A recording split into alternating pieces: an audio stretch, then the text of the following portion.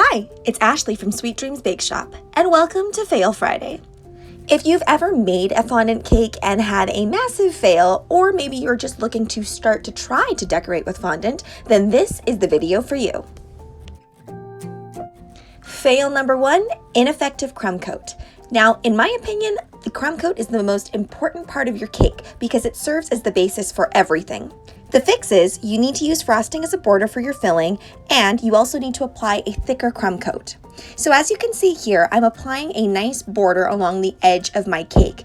And there is a very specific art to doing this as well. If you make the border too low, then your filling is just going to leak out anyway. So you need to make sure that the border is nice and high.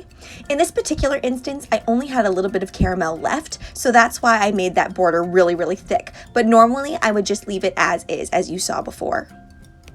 Being successful with your crumb coat also depends on what type of buttercream you choose to use. If you choose to use a meringue-based buttercream like Swiss meringue buttercream, it's a lot smoother, but it is difficult to work with in the beginning. So you might want to start with using an American buttercream because it's a lot more easy to control.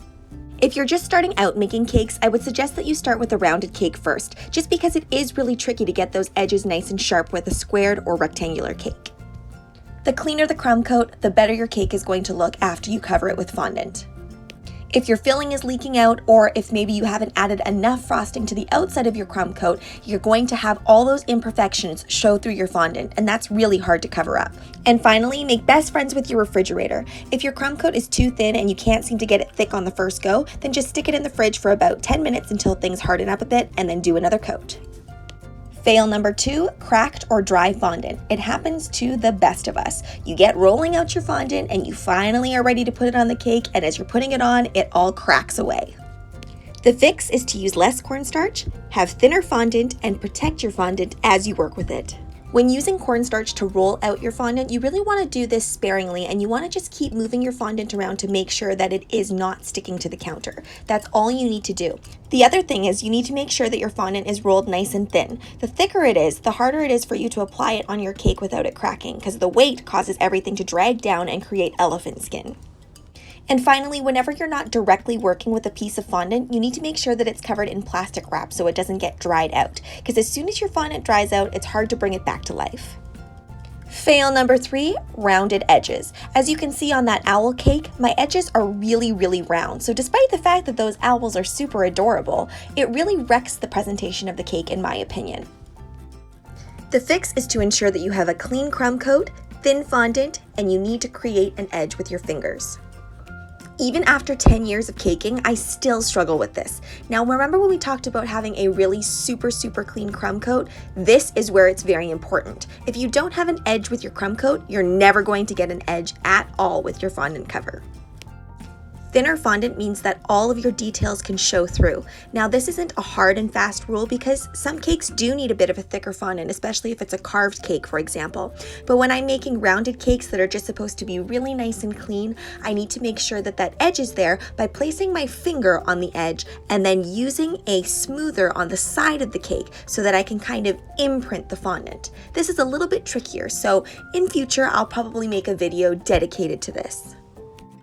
Fail number 4, too much cornstarch on the surface of your cake. Now some people really do like to use a lot of cornstarch. I myself am a bit more sparing with it.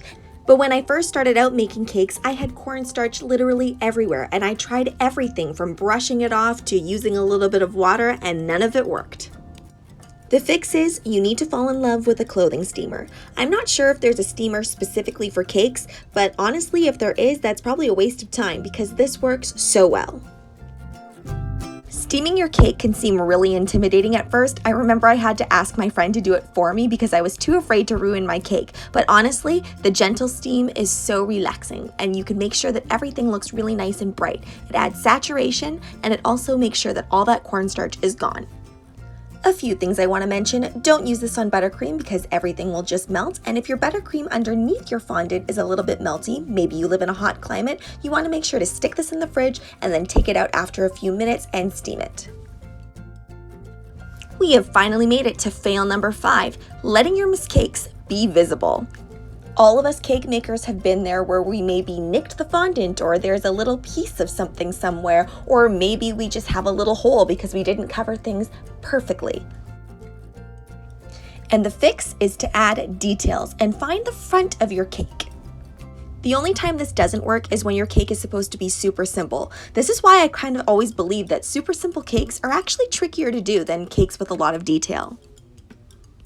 Once you get to a level of mastery, obviously you won't have a front of your cake because all sides of your cake will be perfect. But as you can see here from my tutorial the other day, I'm spending about 7 years trying to find the front of my cake. Once you find the best angle of your cake, make sure to focus all of your details here. And here is my final pro tip for all of you beginners. Find inspiration and cake it till you make it.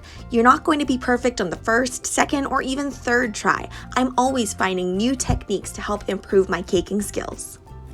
Thanks so much for watching, guys. I hope some or all of these tips help you in your next fondant cake adventure.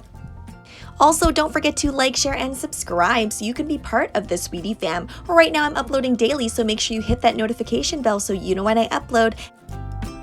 I am also fixing your baking fails every Friday, so make sure you comment down below if you have a fail that needs fixing and it could be fixed by next Friday.